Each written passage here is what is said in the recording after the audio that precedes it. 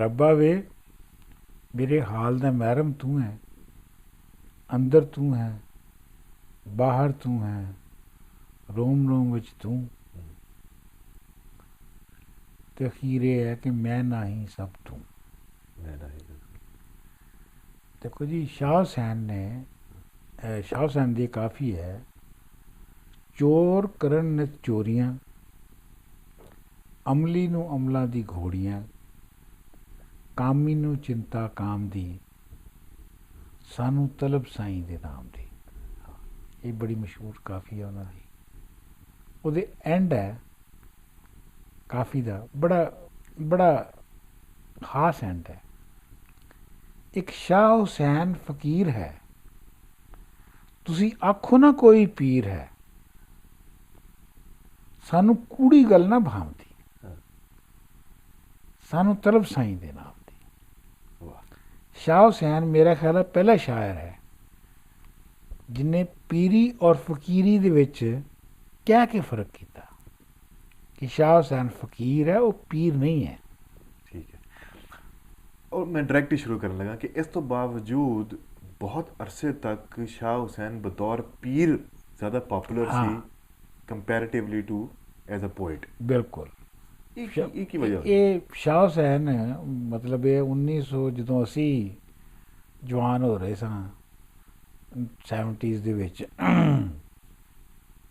ਆਏ, ਤੇ ਸ਼ਾਹ ਹੁਸੈਨ ਜਿਹੜਾ ਹੈ ਉਹ 60s ਤੱਕ, ਐਂਡ ਆਫ 60s ਤੱਕ ਬਤੌਰ ਇੱਕ ਪੀਰ ਦੇ, ਬਤੌਰ ਇੱਕ ਬਜ਼ੁਰਗ ਦੇ, ਜਿਹਦਾ ਮੇਲਾ ਚਿਰਾਗਾਂ ਲੱਗਦਾ ਹੈ, ਉੱਥੇ ਉਹ ਪੀਰ ਦੇ ਤੌਰ 'ਤੇ ਇੱਕ ਮਸ਼ਹੂਰ ਸੀ।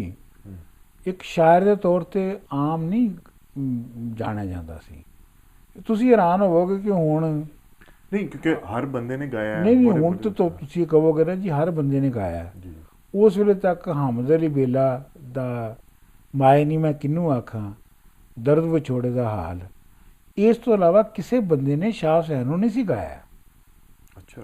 ਤੁਸੀਂ ਇਹ ਸਾਰੀ ਡਿਵੈਲਪਮੈਂਟ ਜਿਹੜੀ ਹੈ 70 ਤੋਂ ਬਾਅਦ ਦੀ ਹੈ, 70s ਤੋਂ ਬਾਅਦ ਦੀ ਇਹ ਡਿਵੈਲਪਮੈਂਟ ਹੈ ਕਿ ਸਾਰਿਆਂ ਨੇ ਉਹਨੂੰ ਗਾਇਆ। ਉਸ ਵੇਲੇ ਤੱਕ ਸ਼ਾਹ ਹੁਸੈਨ ਬਤੌਰ ਸ਼ਾਇਰ ਦੇ ਜ਼ਿਆਦਾ ਪੜ੍ਹਿਆ ਵੀ ਨਹੀਂ ਸੀ ਜਾਂਦਾ। ਉਹ ਆਪਣਾ, ਮੇਰਾ ਖਿਆਲ ਹੈ ਕਿ ਮਜਲਿਸ ਸ਼ਾਹ ਹੁਸੈਨ 60s ਦੇ ਐਂਡ ਦੇ ਉੱਤੇ ਜਾਂ 70s ਦੇ ਸ਼ੁਰੂ ਦੇ ਵਿੱਚ, ਮੇਰਾ 60s ਦੇ ਵਿੱਚ ਐਂਡ ਦੇ ਉੱਤੇ ਬਣੀ। ਉਹਦੇ ਵਿੱਚ ਜਿਹੜੇ ਪੰਜਾਬੀ ਦੇ ਵੱਡੇ ਵੱਡੇ ਉਸ ਵੇਲੇ ਦੇ ਸੂਝਵਾਨ ਸਨ, ਨਜਮ ਹੁਸੈਨ ਸੈਯਦ, ਆਸਫ ਖਾਨ, ਰਾਜਾ ਰਸਾਲੂ, ਸ਼ਫਕਤ ਤਨਵੀਰ ਮਿਰਜ਼ਾ, ਸਿਫਤੀ ਹਸਨ ਜ਼ੈਗਮ, ਜਿਹੜੇ ਵੱਡੇ ਨਾਂ ਸਨ ਉਸ ਵੇਲੇ ਪੰਜਾਬੀ ਦੇ, ਇਹ ਸਾਰੇ ਉਹਦੇ ਵਿੱਚ ਮਜਲਿਸ ਸ਼ਾਹ ਹੁਸੈਨ ਵਿੱਚ ਸ਼ਾਮਲ ਸਨ। ਪ੍ਰੋਫੈਸਰ ਐਰਿਕ ਸੈਪਰੀਅਨ, ਔਰ ਇਹ ਸਾਰੇ ਵੀ ਉਹ ਸਨ। ਕਿਉਂਕਿ ਫਿਰ ਜਿਹੜਾ ਬਾਅਦ 'ਚ ਕਾਲਜ ਬਣਿਆ, ਜਦੋਂ ਇਹਨਾਂ ਨੂੰ ਕੱਢਤਾ ਗਿਆ ਇਸਲਾਮੀਆ ਕਾਲਜ ਤੋਂ, ਪ੍ਰੋਫੈਸਰ ਮਨਜ਼ੂਰ ਅਤੇ ਐਰਿਕ ਸੈਪਰੀਅਨ ਸਾਹਿਬ ਨੂੰ, ਅਤੇ ਜਿਹੜਾ ਕਾਲਜ ਬਣਿਆ ਉਹ ਵੀ ਸ਼ਾਹ ਹੁਸੈਨ ਕਾਲਜ ਦੇ ਨਾਂ 'ਤੇ ਬਣਿਆ ਸੀ। ਅਤੇ ਇਹਨਾਂ ਨੇ ਪਹਿਲੀ ਵਾਰੀ ਮਜਲਿਸ ਸ਼ਾਹ ਹੁਸੈਨ ਨੇ ਸ਼ਾਹ ਹੁਸੈਨ ਦੀ ਪੋਇਟਰੀ ਉਹਦਾ ਇੱਕ ਕਿਤਾਬ ਛਾਪੀ। ਇਹ ਪਹਿਲੀ ਸੀ ਐਥੈਂਟਿਕ ਕਿਤਾਬ ਜਿਹੜੀ ਕਿ ਸ਼ਾਹ ਹੁਸੈਨ ਦੀ ਪੋਇਟਰੀ 'ਤੇ ਛਪੀ ਸੀਗੀ। ਇਸ ਤੋਂ ਪਹਿਲੇ, ਪਾਰਟੀਸ਼ਨ ਤੋਂ ਪਹਿਲੇ, ਮੋਹਨ ਸਿੰਘ ਦੀਵਾਨਾ ਨੇ ਜਿਹੜੀ ਹੈ ਉਹ ਕਾਫੀਆਂ ਦੀ, ਸ਼ਾਹ ਹੁਸੈਨ ਦੀ ਕਾਫੀਆਂ ਦੀ ਕਿਤਾਬ ਛਾਪੀ ਸੀ। ਠੀਕ ਹੈ। ਸੋ ਲਾਹੌਰ ਸ਼ਹਿਰ ਵਿੱਚ ਜਾਂ ਪੰਜਾਬ ਵਿੱਚ ਸ਼ਾਹ ਹੁਸੈਨ ਜਿਹੜਾ ਉਹ ਬਤੌਰ ਸ਼ਾਇਰ ਦੇ ਜਾਣਿਆ ਨਹੀਂ ਸੀ ਜਾਂਦਾ। ਠੀਕ ਹੈ। ਇਹ ਮਜਲਿਸ ਸ਼ਾਹ ਹੁਸੈਨ ਤੋਂ ਸਿਲਸਿਲਾ ਸ਼ੁਰੂ ਹੋਇਆ। ਫਿਰ ਤੁਹਾਨੂੰ ਪਤਾ ਕਿ ਇੱਕ ਸਾਡਾ ਆਪਣਾ ਗਰੁੱਪ ਸੀਗਾ ਜਿਹੜਾ ਅਸੀਂ ਨਜਮ ਹੁਸੈਨ ਸੀ ਇਹਦੇ ਨਾਲ ਮਿਲ ਕੇ ਸ਼ੁਰੂ ਕੀਤਾ ਸੀ ਸੰਗਤ, ਉਹਦੇ ਵਿੱਚ ਸ਼ਾਹ ਹੁਸੈਨ ਪੜ੍ਹਿਆ ਗਿਆ। ਠੀਕ ਹੈ। ਇੱਕ ਇੱਕ ਕਾਫੀ ਕਰਕੇ ਉਹਨੂੰ ਪੜ੍ਹਿਆ ਜਾਂਦਾ ਸੀ। ਉਹਦੇ ਵਿੱਚ ਪਹਿਲੇ ਕਾਫੀ ਪੜ੍ਹੀ ਜਾਂਦੀ ਸੀ, ਫਿਰ ਉਹਦੀ ਪਹਿਲੇ ਤੋਂ ਤਰਜ਼ ਬਣੀ ਹੁੰਦੀ ਸੀ, ਫਿਰ ਉਹ ਗਾਇਆ ਜਾਂਦਾ ਸੀ, ਵਗੈਰਾ ਵਗੈਰਾ ਵਗੈਰਾ। ਤੁਸੀਂ ਹੈਰਾਨ ਹੋਵੋਗੇ ਕਿ ਜਦੋਂ ਪਠਾਣੇ ਖਾਨ, ਮਸ਼ਹੂਰ ਫੋਕ ਸਿੰਗਰ, ਪਠਾਣੇ ਖਾਨ ਜਦੋਂ ਲਾਹੌਰ ਆਇਆ ਪਹਿਲੀ ਵਾਰੀ ਹਾਂ। ਔਰ ਉਹ ਤੇ ਉਹਨੂੰ ਸ਼ਾਹ ਹੁਸੈਨ ਉਹਨੇ ਨਹੀਂ ਸੀ ਕਦੀ ਗਾਇਆ। ਠੀਕ ਹੈ। ਉਹਨੇ ਸ਼ਾਹ ਹੁਸੈਨ ਦਾ ਉਹਨੂੰ ਕੋਈ ਖਾਸ ਪਤਾ ਨਹੀਂ ਸੀ ਹੈਗਾ। ਬਿਲਕੁਲ ਠੀਕ ਹੈ। ਉਹ ਜਦੋਂ ਸਾਡੇ ਗਰੁੱਪ ਨਾਲ ਮਿਲਿਆ ਤੇ ਅਸੀਂ ਸ਼ਾਹ ਹੁਸੈਨ ਦੀਆਂ ਕਾਫੀਆਂ ਨੂੰ ਸੁਣਾਈਆਂ ਤੇ ਉਹਨੇ ਸ਼ਾਹ ਹੁਸੈਨ ਨੂੰ ਗਾਣਾ ਸ਼ੁਰੂ ਕੀਤਾ। ਠੀਕ ਹੈ। ਸੋ ਮੇਰਾ ਕਹਿਣ ਦਾ ਮਤਲਬ ਇਹ ਹੈ ਕਿ ਸ਼ਾਹ ਹੁਸੈਨ ਦੀ ਜਿਹੜੀ ਰਿਵਾਈਵਲ ਹੈ ਠੀਕ ਹੈ।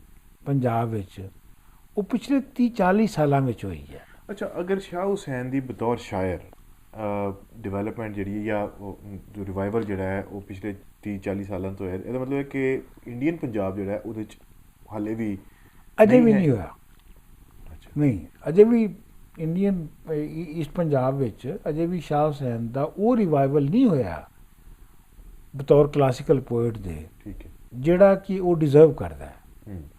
ਇਸ ਲਈ ਸਾਡੇ ਹਾਂ ਤੇ ਚੂੰਕਿ ਸਿੰਗਰਸ ਨੇ ਉਸ ਤੋਂ ਬਾਅਦ ਮੇਰਾ ਖਿਆਲ ਕੋਈ ਐਸਾ ਸਿੰਗਰ ਨਹੀਂ ਹੈਗਾ ਹੂੰ। ਜਿਹਨੇ ਸ਼ਾਹ ਹੁਸੈਨ ਨੂੰ ਨਹੀਂ ਗਾਇਆ। ਹੂੰ। ਹਰ ਸਿੰਗਰ ਨੇ ਗਾਇਆ ਹੂੰ। ਔਰ ਬਹੁਤ ਅੱਛਾ ਗਾਇਆ। ਹੂੰ। ਆਪ ਦਾ ਪ੍ਰਵੀਨ ਨੇ ਬਹੁਤ ਅੱਛਾ ਗਾਇਆ, ਹੁਸੈਨ ਬਖਸ਼ ਡਾਢੀ ਨੇ ਬਹੁਤ ਅੱਛਾ ਗਾਇਆ, ਪਠਾਣੇ ਖਾਨ ਨੇ ਜੋ ਕਾਫੀਆਂ ਗਾਈਆਂ ਨੇ ਬਹੁਤ ਅੱਛੀਆਂ ਗਾਈਆਂ ਨੇ, ਗੁਲਾਮ ਹੁਸੈਨ ਗੁੱਲੂ ਨੇ ਜਿਹੜੀਆਂ ਗਾਈਆਂ ਨੇ ਉਹ ਬਹੁਤ ਅੱਛੀਆਂ ਕਾਫੀਆਂ ਗਾਈਆਂ ਨੇ। ਹੁਣ ਤਾਂ ਉਹ ਮੇਨ ਸਿੰਗਰ ਹੋ ਗਿਆ ਨਾ ਜੀ, ਤੇ ਇਸ ਵਾਸਤੇ ਲੇਕਿਨ ਇਹ ਸੀਨ ਪੂਰਾ ਪਿਛਲੇ 30-35 ਸਾਲ ਦਾ ਹੈ। ਇਸ ਤੋਂ ਪਹਿਲੇ ਇਹ ਸੀਨ ਨਹੀਂ ਸੀ ਹੈਗਾ। ਅੱਛਾ, coming back to the first question ਕਿ ਐਜ਼ ਅ ਪੀਰ ਉਹਨਾਂ ਨੇ ਆਪ ਡਿਨਾਊਂਸ ਕੀਤਾ ਗਿਆ ਮੈਨੂੰ ਪੀਰ ਨਾ ਕਹੋ, ਮੰਨੋ ਮੈਨੂੰ ਪੀਰ ਨਾ ਕਹੋ, ਔਰ ਇਸ ਤੋਂ ਬਾਵਜੂਦ ਉਹ ਐਜ਼ ਅ ਪੀਰ ਜ਼ਿਆਦਾ ਮਸ਼ਹੂਰ ਹੋ ਗਏ ਸਨ। ਔਰ ਫਿਰ ਐਜ਼ ਅ ਪੋਇਟ ਮਤਲਬ ਬਾਅਦ ਵਿੱਚ ਇਹ ਰੀਸੈਂਟ ਹਿਸਟਰੀ ਹੈ ਜਿਹਦੇ 40-50 ਸਾਲਾਂ 'ਚ ਦੁਬਾਰਾ ਰਿਵਾਈਵ ਹੋਇਆ। ਇਹ ਡਿਫਰੈਂਸ ਕਿਉਂ ਹੋਇਆ? ਮਤਲਬ ਇਹ ਹੈ ਕਿ ਜੇ ਮੈਂ ਕਹਾਂ ਕਿ ਮੈਂ ਪੀਰ ਨਹੀਂ ਹੈ ਤੇ ਤੁਸੀਂ ਮੈਨੂੰ ਪੀਰ ਬਣਾ ਲਓ ਤੇ ਮੇਰਾ ਇਹਦੇ 'ਚ ਕੀ ਵੱਸ ਹੈ? ਸ਼ਾਹ ਹੁਸੈਨ ਤੇ ਇੰਸਟੀਟਿਊਸ਼ਨ ਨੂੰ ਮੰਨਦਾ ਹੀ ਨਹੀਂ ਸੀ। ਪੀਰੀ ਤੇ ਇੱਕ ਇੰਸਟੀਟਿਊਸ਼ਨ ਹੈ। ਠੀਕ ਹੈ। ਤੇ ਸ਼ਾਹ ਹੁਸੈਨ ਤੇ ਉਹ ਪੋਇਟ ਹੈ ਜਾਂ ਉਹ ਇੰਟਲੈਕਚੁਅਲ ਹੈ ਜਿਹੜਾ ਕਿ ਟੋਟਲ ਐਂਟੀ ਐਸਟੈਬਲਿਸ਼ਮੈਂਟ ਹੈ। ਮਤਲਬ ਐਸਟੈਬਲਿਸ਼ਮੈਂਟ ਨਾਲ ਉਹਦਾ ਕੋਈ ਦੂਰ ਦਾ ਵੀ ਤਲਕ ਨਹੀਂ ਹੈਗਾ। ਮਤਲਬ ਦੇਖੋ ਨਾ ਜੀ, ਖੈਰ ਇਹ ਗੱਲ ਅਸੀਂ ਬਾਅਦ ਚ ਕਰਾਂਗੇ। ਪਹਿਲੇ ਅਸੀਂ ਠੀਕ ਹੈ ਸ਼ਾਹ ਹੁਸੈਨ ਦੀ ਥੋੜੀ ਜਿਹੀ ਬੈਕਗਰਾਉਂਡ ਦੇ ਬਾਰੇ ਚ ਗੱਲ ਕਰ ਲਈਏ। ਅੱਛਾ, ਠੀਕ ਹੈ ਠੀਕ ਹੈ ਠੀਕ ਹੈ ਕਿ ਸ਼ਾਹ ਹੁਸੈਨ ਕਿਹੜੇ ਪੀਰੀਅਡ ਦਾ ਸ਼ਾਇਰ ਸੀ। ਔਰ ਠੀਕ ਹੈ। ਸ਼ਾਹ ਹੁਸੈਨ 1538 ਚ ਪੈਦਾ ਹੋਏ ਸਨ ਤੇ 1599 ਵਿੱਚ ਗੁਜ਼ਰ ਗਏ ਸਨ। ਸੋ ਮਤਲਬ ਉਹ 16ਵੀਂ ਸਦੀ ਦੇ ਸ਼ਾਇਰ ਸਨ ਤੇ ਆਖਰੀ ਉਮਰ ਜਿਹੜੀ ਹੈ ਉਹਨਾਂ ਨੇ 15 ਸਾਲ। ਅਕਬਰ ਬਾਦਸ਼ਾਹ ਵੀ ਜਿਹੜਾ ਸੀ ਉਹ ਲਾਹੌਰ ਦੇ ਵਿੱਚ ਉਹਨੇ ਆਪਣਾ ਜੀ ਜੀ ਡੇਰਾ ਲਾਇਆ ਸੀ। ਹਾਂ। ਤੇ ਸ਼ਾਹ ਹੁਸੈਨ ਵੀ ਲਾਹੌਰ, ਉਹ ਤੇ ਹੈ ਹੀ ਲਾਹੌਰ ਦਾ ਨਾ, ਮਤਲਬ ਲਾਹੌਰ ਦਾ ਸੀ। ਠੀਕ ਹੈ। ਤੇ ਸ਼ਾਹ ਹੁਸੈਨ ਵੀ 15 ਸਾਲ ਲਾਹੌਰ 'ਚ ਹੀ ਰਿਹਾ। ਠੀਕ ਹੈ। ਸੋ ਅਕਬਰ ਬਾਦਸ਼ਾਹ ਤੇ ਸ਼ਾਹ ਹੁਸੈਨ ਇੱਕ ਹੀ ਪੀਰੀਅਡ ਦੇ ਵਿੱਚ ਲਾਹੌਰ ਵਿੱਚ ਰਹੇ ਨੇ। ਇਹ ਆਮਣੇ ਸਾਹਮਣੇ ਰਹੇ ਨੇ। ਸ਼ਾਹ ਹੁਸੈਨ ਜਿਹੜੇ ਨੇ ਇਹਨਾਂ ਦੇ ਜਿਹੜੇ ਇਹਨਾਂ ਦੇ ਵਾਲਦ ਸਾਹਿਬ ਸਨ ਉਹ ਉਹਨਾਂ ਦਾ ਨਾਂ ਸੀ ਸ਼ੇਖ ਉਸਮਾਨ ਨੌਸਿਖੀਆ। ਤੇ ਵੈਸੇ ਤਾਂ ਇਹ ਕਿਹਾ ਜਾਂਦਾ ਕਿ ਉਹਨਾਂ ਦੇ ਦਾਦਾ, ਇਹ ਆਪਣਾ ਇੱਕ ਰਾਜਪੂਤਾਂ ਦੀ ਗੋਤ ਹੈ ਢੋਡੀ, ਤੇ ਉਹਦੇ ਚੋਂ ਬਿਲੋਂਗ ਕਰਦੇ ਨੇ। ਵੈਸੇ ਤਾਂ ਕਿਹਾ ਜਾਂਦਾ ਕਿ ਉਹਨਾਂ ਦੇ ਦਾਦਾ ਜਾਂ ਉਹਨਾਂ ਦੇ ਹੋਏ ਸਨ ਮੁਸਲਮਾਨ, ਕਨਵਰਟ ਹੋਏ ਸਨ। ਪਰ ਮਤਲਬ ਇਹ ਹੈ ਕਿ ਜੀਤ ਸਿੰਘ ਸੀਤਲ ਔਰ ਬਾਕੀ ਹੋਰ ਬਹੁਤ ਸਾਰੇ ਬੰਦਿਆਂ ਨੇ ਇਹ ਰਿਸਰਚ ਕੀਤੀ ਹੈ ਕਿ ਐਕਚੁਅਲੀ ਸ਼ਾਹ ਹੁਸੈਨ ਦੇ ਜਿਹੜੇ ਵਾਲਦ ਸਾਹਿਬ ਸਨ ਉਸਮਾਨ, ਸ਼ੇਖ ਉਸਮਾਨ ਨੌਸਿਖੀਆ, ਉਹ ਅਸਲ 'ਚ ਮੁਸਲਮਾਨ ਹੋਏ ਸਨ। ਅੱਛਾ। ਹਾਂ। ਤੇ ਉਹ ਨੌਸਿਖੀਆ ਉਹਨਾਂ ਨੂੰ ਇਸ ਲਈ ਕਿਹਾ ਜਾਂਦਾ ਸੀ ਕਿ ਉਹ, ਮੇਰਾ ਖਿਆਲ ਹੈ, ਮੇਰਾ ਆਪਣਾ ਜ਼ਾਤੀ ਖਿਆਲ ਇਹ ਹੈ ਕਿ ਉਹ ਕਿਸੇ ਹੋਰ ਇਲਾਕੇ 'ਚ, ਕਿਸੇ ਰੂਰਲ ਇਲਾਕੇ 'ਚ ਰਹਿੰਦੇ ਸਨ, ਮੁਸਲਮਾਨ ਹੋ ਗਏ, ਉੱਥੇ ਸਰਵਾਈਵ ਨਹੀਂ ਸੀ ਕਰ ਸਕਦੇ। ਤੇ ਉਹ ਲਾਹੌਰ ਆ ਗਏ। ਠੀਕ ਹੈ। ਉੱਥੇ ਆ ਕੇ ਉਹਨਾਂ ਨੇ ਜੁਲਾਹਿਆਂ ਦਾ ਪੇਸ਼ਾ ਇਖਤਿਆਰ ਕੀਤਾ। ਹਾਂ, ਠੀਕ ਹੈ। ਤੇ ਜੁਲਾਹਿਆਂ ਦਾ ਪੇਸ਼ਾ ਤੇ ਤੁਹਾਨੂੰ ਪਤਾ ਕਾਫੀ ਸੋਫਿਸਟੀਕੇਟਡ ਪੇਸ਼ਾ ਹੈ, ਉਹ 'ਚ ਕਾਫੀ ਸਿਖਲਾਈ ਦੀ ਲੋੜ ਹੈ। ਤੇ ਇਸ ਵਾਸਤੇ ਉਹਨਾਂ ਨੂੰ ਨੌਸਿਖੀਆ ਉਸਮਾਨ ਕਹਿੰਦੇ ਸਨ। ਅੱਛਾ ਅੱਛਾ। ਇਹ ਜਿਹੜਾ ਸ਼ਾਹ ਹੁਸੈਨ ਦੀ ਕਾਫੀਆਂ 'ਚ ਬਾਰ-ਬਾਰ ਆਉਂਦਾ ਨਾ ਚਰਖੇ ਦਾ, ਤੇ ਉਸ ਵੇ ਨਾਲ ਆਉਂਦਾ। ਅਨੀ ਹੁਸੈਨੋ ਜੁਲਾਹਾ, ਹਾਂ ਹਾਂ ਦੇਖੋ ਨਾ ਹਾਂ। ਡਿਫਾਈਨ ਕਰਦੇ ਨੇ ਆਪਣੇ ਆਪ ਨੂੰ, ਅਨੀ ਹੁਸੈਨੋ ਜੁਲਾਹਾ, ਨਾ ਸਮੂਲ ਨੂੰ ਲਾਹਾ, ਨਾ ਮੰਗਿਆ ਨਾ ਪਰਨਾਇਆ, ਨਾ ਉਸ ਗੰਢ ਨਾ ਸਾਹਾ, ਜੋ ਆਹਾ ਸੋ ਆਹਾ। ਅੱਛਾ, ਹੁਣ ਮਤਲਬ ਸ਼ਾਹ ਹੁਸੈਨ ਦਾ ਇਹ ਜਿਹੜਾ ਜੁਲਾਹਾ ਹੈ ਨਾ, ਇਹ ਅਸੀਂ ਆਮ ਤੌਰ 'ਤੇ ਸਿੰਪਲਿਸਿਟੀ ਦੇ ਵਿੱਚ ਇਹ ਕਹਿ ਦਿੰਦੇ ਹਾਂ ਕਿ ਜੀ ਸ਼ਾਹ ਹੁਸੈਨ ਦਾ ਪਿਓ ਚੂੰਕਿ ਜੁਲਾਹਾ ਸੀਗਾ, ਠੀਕ ਹੈ, ਇਸ ਵਾਸਤੇ ਸ਼ਾਹ ਹੁਸੈਨ ਆਪਣੇ ਆਪ ਨੂੰ ਜੁਲਾਹਾ ਕਹਿ ਰਿਹਾ।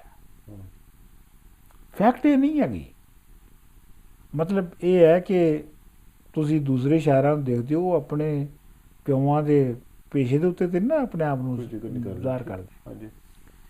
ਫੈਕਟ ਇਹ ਹੈਗਾ ਕਿ ਜੁਲਾਹਾ ਜਿਹੜਾ ਇੱਕ ਟਰਮ ਸੀਗੀ। ਅੱਛਾ। ਜੁਲਾਹਾ ਇੱਕ ਖੁਦ ਟਰਮ ਸੀਗੀ ਕਿ ਜਿਹੜੇ ਨੌ ਮੁਸਲਿਮ ਨੇ, ਠੀਕ ਹੈ, ਜਿਹੜੇ ਹਿੰਦੂ ਤੋਂ ਜਿਹੜੇ ਥਰਡੀ ਜ਼ਾਤ ਦੇ ਲੋਕ, ਠੀਕ ਠੀਕ ਠੀਕ ਠੀਕ ਠੀਕ, ਥਰਡੀ ਜ਼ਾਤ ਦੇ ਲੋਕ ਮੁਸਲਮਾਨ ਹੁੰਦੇ ਸਨ, ਠੀਕ, ਉਹਨਾਂ ਦੀ ਇੱਕ ਜਨਰਲ ਟਰਮ ਸੀ ਜੁਲਾਹਾ। ਜਿਵੇਂ ਅੱਜ ਕੱਲ੍ਹ ਹੁਣ ਚੂੜਾ ਕਹਿ ਦਿੰਦੇ ਨੇ, ਚੂੜਾ ਕਹਿ ਦਿੰਦੇ ਨੇ। ਅੱਛਾ ਅੱਛਾ ਅੱਛਾ। ਇਹ ਮੈਨੇ ਸੀ ਉਹਦਾ। ਠੀਕ ਹੈ।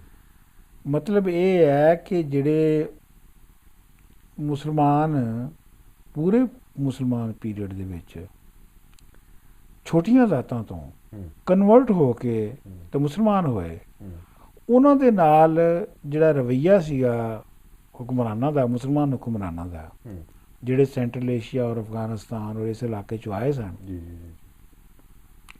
ਉਹ ਰਵੱਈਆ ਜਿਹੜਾ ਸੀ ਉਹ ਸੀ ਜਿਹੜਾ ਅੰਗਰੇਜ਼ ਦਾ ਚੂੜੇ ਨਾਲ ਸੀ।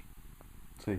ਮਸਲਨ ਹਿੰਦੁਸਤਾਨ ਦੇ ਵਿੱਚ ਜਿਹੜਾ ਛੋਟੀ ਜ਼ਾਤ ਦਾ ਬੰਦਾ ਹੈ ਉਹ ਈਸਾਈ ਹੋ ਗਿਆ, ਲੇਕਿਨ ਕਿਆ ਅੰਗਰੇਜ਼ ਨੇ ਉਹਦੀ ਕਲਾਸ ਅਪਲਿਫਟਿੰਗ ਕਰਤੀ? ਉਹ ਵਿਚਾਰਾ ਚੂੜਾ ਦਾ ਚੂੜਾ ਹੀ ਰਿਹਾ। ਬਿਲਕੁਲ ਨਹੀਂ ਕੀਤੀ। ਔਰ ਉਹ ਕਨਵਰਟ ਐਸੀ ਵੇ ਨਾਲ ਹੋਇਆ ਕਿ ਉਹਨੂੰ ਉਹ ਰਿਗਾਰਡ ਰਿਸਪੈਕਟ ਮਿਲੇ। ਬਿਲਕੁਲ, ਲੇਕਿਨ ਉਹ ਨਹੀਂ ਮਿਲਿਆ।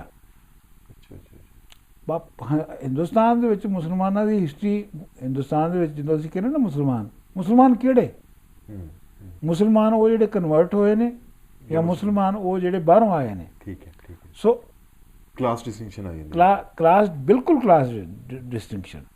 ਸੋ ਸ਼ਾਹ ਹੁਸੈਨ ਦੇ ਜਿਹੜੇ ਵਡਕੇ ਸਨ, ਜਾਂ ਕਮ ਸੇ ਕਮ ਉਹਨਾਂ ਦੇ ਜਿਹੜੇ ਵਾਰਸ ਸਾਹਿਬ ਸਨ, ਇਹ ਉਹਨਾਂ ਲੋਕਾਂ 'ਚ ਸਨ ਜਿਹੜੇ ਕਿ ਹਿੰਦੂ ਮੁਸਲਮਾਨ ਹੋਏ ਸਨ, ਲੇਕਿਨ ਹਿੰਦੂ ਮੁਸਲਮਾਨ ਹੋਣ ਨਾਲ ਕੋਈ ਬੈਨੀਫਿਟ ਨਹੀਂ ਸੀ ਮਿਲਦਾ ਲੋਕਾਂ ਨੂੰ, ਉਹਨਾਂ ਨੂੰ ਵੀ ਕੋਈ ਨਹੀਂ ਮਿਲਿਆ। ਅੱਛਾ ਜੀ, ਇਹ ਤੇ ਹੋ ਗਈ ਨਾ ਜਿਹਨੂੰ ਉਰਦੂ 'ਚ ਕਹਿੰਦੇ ਨੇ ਮੁਸਲਮਾਨੋਂ ਕੀ ਹਾਲਤ ਜ਼ਾਰ, ਕਿ ਉਹ ਚਾਹ ਭਾਵੇਂ ਕਨਵਰਟ ਹੋਏ ਹੋਣ, ਉਸ ਤੋਂ ਬਾਵਜੂਦ ਕਲਾਸ ਦਾ ਜਿਹੜਾ ਡਿਫਰੈਂਸ ਸੀ ਨਾ ਉਹ ਉਹੀ ਰਹਿੰਦਾ।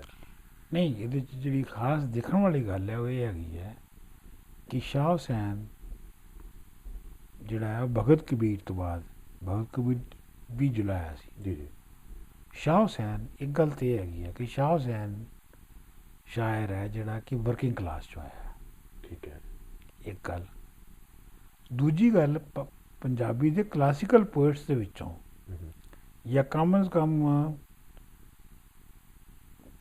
ਮਤਲਬ 18ਵੀਂ 19ਵੀਂ ਸਦੀ ਤੱਕ ਸ਼ਾਹ ਹੁਸੈਨ ਬਾਦ ਸ਼ਾਇਰ ਹੈ ਜਿਹੜਾ ਕਿ ਅਸ਼ਰਾਫੀਆ 'ਚੋਂ ਨਹੀਂ ਹੈਗਾ। ਠੀਕ ਹੈ। ਅਸ਼ਰਾਫੀਆ ਤੋਂ ਮੁਰਾਦ ਮੇਰੀ ਇਹ ਹੈਗੀ ਹੈ ਕਿ ਜਿਹੜਾ ਕਿ ਇਮੀਗ੍ਰੈਂਟਸ ਐਲੀਟ ਵਿੱਚੋਂ ਨਹੀਂ ਆਇਆ। ਮਸਲਨ ਬਾਬਾ ਫਰੀਦ ਜਿਹੜੇ ਨੇ, ਉਹਨਾਂ ਦੇ ਜਿਹੜੇ ਵਡਕੇ ਸਨ ਉਹ ਵੀ ਬਾਹਰੋਂ ਆਏ ਸਨ। ਠੀਕ ਹੈ। ਬੁੱਲੇ ਸ਼ਾਹ ਦੇ ਵਡਕੇ ਵੀ ਬਾਹਰੋਂ ਆਏ ਸਨ, ਸੈਯਦ ਸਨ। ਵਾਰਿਸ ਸ਼ਾਹ ਦੇ ਵੀ ਸੈਯਦ ਸਨ। ਠੀਕ ਹੈ। ਸੋ ਜਾਂ ਤੇ ਨਾਨਕ ਇੰਡੀਜਨਸ ਸੀਗਾ। ਠੀਕ ਹੈ, ਲੇਕਿਨ ਇਹ ਕਨਸੈਪਟ ਇਹਦੇ ਸਾਨੂੰ ਯਾਦ ਰੱਖਣਾ ਚਾਹੀਦਾ ਕਿ ਜਿਹੜੇ ਬਾਹਰੋਂ ਆਉਂਦੇ ਨੇ ਉਹ ਬੜਾ ਸੁਪੀਰੀਅਰ ਉਹਨਾਂ ਦਾ ਉਹ ਰਹਿੰਦਾ ਹੈ। ਹਾਂ, ਮਤਲਬ ਮੈਂ ਇਹ ਨਹੀਂ ਕਹਿ ਰਿਹਾ ਕਿ ਉਹ ਘੱਟ ਨਹੀਂ ਹੈ, ਵੱਧ ਨੇ। ਠੀਕ ਹੈ। ਪਰ ਇਹ ਫੈਕਟ ਹੈਗਾ ਹੈ ਕਿ ਨਾਨਕ ਤੋਂ ਬਾਅਦ ਜਿਹੜਾ ਸ਼ਾਹ ਹੁਸੈਨ ਹੈ ਉਹ ਇੱਕ ਇੰਡੀਜਨਸ ਪੋਇਟ ਹੈ, ਜਿਹੜਾ ਕਿ ਲੋਕਲ ਹਿੰਦੂ ਤੋਂ ਮੁਸਲਮਾਨ ਹੋਏ ਨੇ। ਠੀਕ ਹੈ ਠੀਕ ਹੈ। ਸੋ ਮਤਲਬ ਇਹ ਗੱਲ ਜਿਹੜੀ ਹੈ ਨਾ, ਇਹ ਇੱਕ ਬੇਸ ਲਾਈਨ ਹੈ। ਇਹਦਾ ਕਿੰਨਾ ਫਰਕ ਪੈਂਦਾ ਜਾਂ ਨਹੀਂ ਪੈਂਦਾ, ਇਹਦਾ ਇਹ ਮਤਲਬ ਇਹ ਹੈ ਕਿ ਧਿਆਨ 'ਚ ਰਹਿਣਾ ਚਾਹੀਦਾ ਹੈ। ਠੀਕ ਹੈ ਠੀਕ ਹੈ। ਖੈਰ ਮਤਲਬ ਜਿਹੜੀ ਸ਼ਾਹ ਹੁਸੈਨ ਹੋਰਾਂ ਦੀ ਜਿਹੜੀ ਅਰਲੀ ਏਜ ਹੈ, ਕਹਿੰਦੇ ਨੇ ਜਿਹਨਾਂ ਟਕਸਾਲੀ ਦਰਵਾਜ਼ੇ ਮੌਲਾਨਾ ਅਬੂ ਬਕਰ ਦੇ ਮਦਰਸੇ 'ਚ ਪੜ੍ਹਿਆ, ਔਰ ਫਿਰ ਉਹ ਆਪਣਾ 30-35 ਸਾਲ ਤੱਕ ਉਹ ਇਸ ਦੇ ਵਿੱਚ ਪੜ੍ਹਾਈ ਵਿੱਚ ਲੱਗੇ ਰਹੇ। ਇਸ ਦੌਰਾਨ ਇੱਕ ਸ਼ਾਹ ਬਹਿਲੂਲ ਦਰਿਆਈ ਸਨ ਚਨਿਓੜ ਦੇ, ਉਹਨਾਂ ਦੇ ਆਪ ਮੁਰੀਦ ਸਨ। ਠੀਕ ਹੈ। ਤੇ ਕੁਰਾਨ ਵੀ ਹਿਫਜ਼ ਕੀਤਾ ਔਰ ਸਾਰੀ ਰਾਤ ਦਰਿਆ ਰਾਵੀ ਦੇ ਉੱਤੇ ਵਿੱਚ ਖਲੋ ਕੇ ਤੇ ਆਪ ਦੀਆਂ ਬਾਤਾਂ ਵੀ ਕੀਤੀਆਂ। ਤੇ ਇੱਕ ਦਿਨ ਆਪ ਇਮਾਮਤ ਕਰ ਰਹੇ ਸਨ। ਅੱਛਾ, ਮਸਜਿਦ ਵਿੱਚ ਕਿਸੇ ਨਮਾਜ਼ ਦੀ ਇਮਾਮਤ ਕਰ ਰਹੇ ਸਨ। ਉਹਦੇ ਵਿੱਚ ਜਦੋਂ ਇਹ ਆਇਤ ਆਈ ਕਿ ਦੁਨੀਆ ਜਿਹੜੀ ਹੈ ਉਹ ਹਿੱਸਣ ਖੇਡਣ ਦੀ ਥਾਂ ਹੈ, ਠੀਕ ਹੈ, ਤੇ ਆਪ ਹੱਸਦੇ ਜਮਾਤ ਕਰਾਉਂਦੇ ਛੱਡ ਕੇ ਤੇ ਉੱਥੋਂ ਬਾਹਰ ਨਿਕਲ ਗਏ। ਔਰ ਉਸ ਤੋਂ ਬਾਅਦ ਆਪ ਨੇ ਆਪਣਾ ਕੀ ਕਹਿੰਦੇ ਨੇ ਡਾਂਸ ਕਰਨਾ ਔਰ ਉਹ ਸ਼ੁਰੂ ਕਰ ਦਿੱਤਾ। ਮਤਲਬ ਇਹ ਹੈ ਕਿ ਬਲੋਲ ਦਰਿਆਈ ਨੂੰ ਜਾ ਕੇ ਲੋਕਾਂ ਦੱਸਿਆ ਕਿ ਜੀ ਤੇਰਾ ਮੁਰੀਦ ਤੇ ਬਿਲਕੁਲ ਹੀ ਅਜੀਬੋ ਗਰੀਬ ਹੋ ਗਿਆ, ਬਾਗੀ ਹੋ ਗਿਆ, ਤੁਹਾਨੂੰ ਸਮਝਾਓ ਜਾ ਕੇ। ਤੇ ਬਲੋਲ ਦਰਿਆਈ ਵਾਪਸ ਆਏ ਤੇ ਉਹਨਾਂ ਨੇ ਆ ਕੇ ਸ਼ਾਹ ਹੁਸੈਨ ਨੂੰ ਕਿਹਾ ਕਿ ਤੂੰ ਬੰਦਾ ਬਣ ਤੇ ਜਮਾਤ ਕਰਵਾ। ਅੱਛਾ। ਤੇ ਸ਼ਾਹ ਹੁਸੈਨ ਨੇ ਜਮਾਤ ਕਰਵਾਉਣੀ ਸ਼ੁਰੂ ਕਰਤੀ। ਅੱਛਾ। ਉਹ ਫਿਰ ਇੱਕ ਕੁਰਾਨ ਦੀ ਆਇਤ ਆਈ ਜਿਹਦਾ ਆਲਮੋਸਟ ਮਕਸਦ ਇਹੋ ਹੀ ਸੀਗਾ ਕਿ ਦੁਨੀਆ ਜਿਹੜੀ ਹੈ ਇਹ ਰਹਿਣ ਦੀ, ਇੰਜੋਏ ਕਰਨ ਦੀ ਜਗ੍ਹਾ ਹੈਗੀ ਹੈ। ਤੇ ਆਪ ਹੱਸਦੇ ਫਿਰ ਅੱਗੋਂ ਨਿਕਲ ਗਏ। ਸੋ ਉਸ ਤੋਂ ਬਾਅਦ ਸ਼ਾਹ ਹੁਸੈਨ ਜਿਹੜਾ ਹੈ ਉਹ ਸ਼ਾਹ ਹੁਸੈਨ ਹੋਰੀ ਜਿਹੜੇ ਨੇ ਉਹ ਲਾਹੌਰ ਦੇ ਵਿੱਚ ਇੱਕ ਮਲੰਗ ਦੇ ਤੌਰ ਦੇ ਉੱਤੇ ਇੱਕ ਡਾਂਸਿੰਗ ਔਰ ਸ਼ਰਾਬ ਪੀਣੀ ਹੈ ਔਰ ਡਾਂਸ ਕਰਨਾ ਹੈ ਔਰ ਵਗੈਰਾ ਵਗੈਰਾ ਵਗੈਰਾ। ਉਹ ਮੌਲਾਨਾ ਇੱਕ ਹਿਸਟੋਰੀਅਨ ਹੈ ਸਰਹੰਦੀ, ਉਹ ਕਹਿੰਦਾ ਹੈ ਕਿ ਸ਼ਾਹ ਹੁਸੈਨ ਦਾ ਇਹ ਕਹਿਣਾ ਹੁੰਦਾ ਸੀ ਕਿ ਆਪਣੇ ਆਪ ਨੂੰ ਮਨਾ ਕੇ ਆ ਤੇ ਮੇਰੇ ਨਾਲ ਬਹਿ ਕੇ ਠੂਠੀ ਪੀ। ਅੱਛਾ, ਮਤਲਬ ਸਿਰ ਆਪਣਾ ਸਾਰਾ ਸਿਰ ਨਹੀਂ, ਸਿਰ ਮੁੱਛਾਂ ਭਰਵੱਟੇ ਸਭ ਕੁਝ ਮਨਾ ਕੇ ਆ। ਠੀਕ ਹੈ। ਇਹ ਤੁਸੀਂ ਬੜਾ ਅੱਛੀ ਗੱਲ ਕੀਤੀ ਹੈ ਕਿ ਅੱਜ ਕੱਲ੍ਹ ਜਿਹੜੀ ਸ਼ਾਹ ਹੁਸੈਨ ਦੀਆਂ ਮੌਲਵੀਆਂ ਨੇ ਤਸਵੀਰਾਂ ਇਨਸਰਟ ਕੀਤੀਆਂ ਨੇ ਨਾ ਜੀ ਆਪਣਾ ਇੰਟਰਨੈਟ ਦੇ ਉੱਤੇ, ਉਹ 'ਚ ਸ਼ਾਹ ਹੁਸੈਨ ਦੇ ਭਰਵੱਟੇ ਵੀ ਹਨ ਤੇ ਸ਼ਾਹ ਹੁਸੈਨ ਦੀ ਦਾੜੀ ਵੀ ਹੈਗੀ ਹੈ। ਅੱਛਾ ਅੱਛਾ ਅੱਛਾ।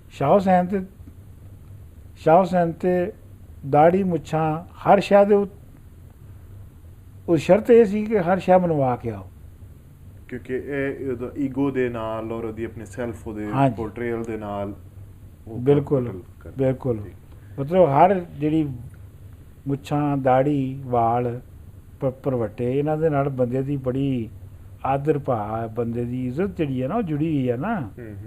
ਤੇ ਇਸ ਵਾਸਤੇ ਉਹਨਾਂ ਨੇ ਕਿਹਾ ਜੀ ਇਹ ਸਾਰਾ ਬਣਵਾ ਕੇ ਆ ਤੇ ਮੇਰੇ ਨਾਲ ਬਹਿ ਕੇ ਠੂਠੀ ਪੀ। ਇਹ ਸ਼ਰਤ ਸੀਗੀ ਮੁਰੀਦ ਹੋਣ ਦੀ। ਬਲਕਿ ਮੇਰੇ ਕੋਲ ਸਬੂਤ ਤਾਂ ਕੋਈ ਨਹੀਂ ਹੈਗਾ ਔਰ ਲੇਕਿਨ ਮੈਂ ਓਰਲ ਟ੍ਰੈਡੀਸ਼ਨ ਤੋਂ ਇਹ ਸੁਣਿਆ ਹੈ ਕਿ ਕੁਝ 100 ਸਾਲ ਪਹਿਲੇ ਜਾਂ 200 ਸਾਲ ਪਹਿਲੇ ਜੀ ਆਪਣਾ ਜਿਹੜਾ ਮੇਲਾ ਚਰਾਗਾਂ ਸੀ ਸ਼ਾਹ ਹੁਸੈਨ ਦੇ ਮੇਲੇ ਦੇ ਉੱਤੇ ਜਿਹੜਾ ਚੜਾਵਾ ਸੀ ਉਹ ਸ਼ਰਾਬ ਦੀ ਬੋਤਲ ਚੜ੍ਹਦੀ ਸੀ। ਅੱਛਾ। ਹਾਂ, ਇਹਦੀ ਕੋਈ ਰਿਕਾਰਡਿੰਗ ਨਹੀਂ ਹੈ, ਇਹਦੀ ਕੋਈ ਰਿਕਾਰਡਿੰਗ ਨਹੀਂ ਹੈਗੀ ਔਰ ਇਹ ਮਤਲਬ ਕਿਹਾ ਨਹੀਂ ਜਾ ਸਕਦਾ ਕਿ ਇਹ ਸਹੀ ਜਾਂ ਗਲਤ ਹੈ। ਲੇਕਿਨ ਇਹ ਕਿ ਇੱਕ ਬੰਦਾ ਜਿਹੜਾ ਹੈ ਕਿ ਓਪਨਲੀ ਜਿਹਦੇ ਬਾਰੇ 'ਚ ਇਹ ਕਿਹਾ ਜਾਂਦਾ ਹੈ, ਜਿਹੜਾ ਮੰਨਿਆ ਜਾਂਦਾ ਹੈ, ਤਸਲੀਮਸ਼ੁਦਾ ਹਕੀਕਤ ਹੈਗੀ ਹੈ ਕਿ ਉਹ ਠੂਠੀ ਪੀਂਦਾ ਸੀ ਤੇ ਡਾਂਸ ਕਰਦਾ ਸੀ।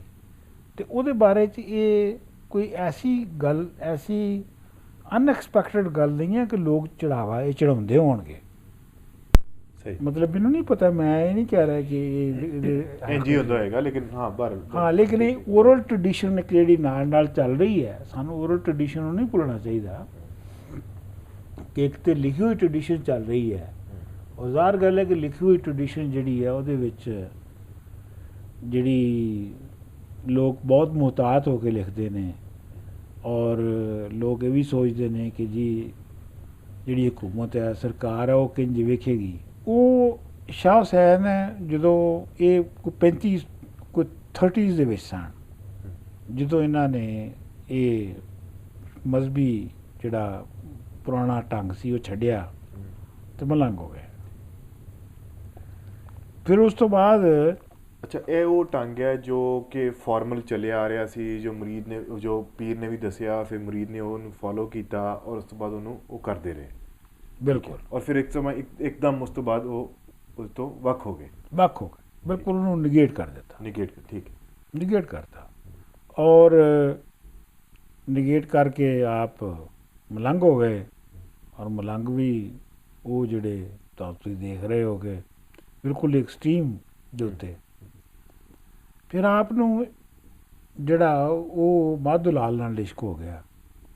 ਮਾਧੋ ਲਾਲ ਇੱਕ ਹਿੰਦੂ ਮੁੰਡਾ ਸੀ ਔਰ ਉਹਦੀ ਇੱਕ ਲੰਮੀ ਕਹਾਣੀ ਹੈ ਕਿ ਜੀ ਮਾਧੋ ਲਾਲ ਦੇ ਪੇਰੈਂਟਸ ਨੂੰ ਮਿਲਣ ਨਹੀਂ ਸੀ ਦਿੰਦੇ ਵਗੈਰਾ ਵਗੈਰਾ। ਲੇਕਿਨ ਐਂਡ ਰਿਜ਼ਲਟ ਇਹ ਹੈ ਕਿ ਮਾਧੋ ਲਾਲ ਜਿਹੜਾ ਹੈ ਉਹ ਔਰ ਸ਼ਾਹ ਹੁਸੈਨ ਆਸ਼ਿਕ ਔਰ ਮਾਸ਼ੂਕ ਦੇ ਤੌਰ ਦੇ ਉੱਤੇ ਇਕੱਠੇ ਹੋ ਗਏ। ਇਸੇ ਵਾਸਤੇ ਹੁਣ ਜਦੋਂ ਲਿਖਿਆ ਜਾਂਦਾ ਹੈ ਸ਼ਾਹ ਹੁਸੈਨ ਦਾ ਨਾਂ, ਉਹ ਲਿਖਿਆ ਜਾਂਦਾ ਹੈ ਮਾਧੋ ਲਾਲ ਹੁਸੈਨ।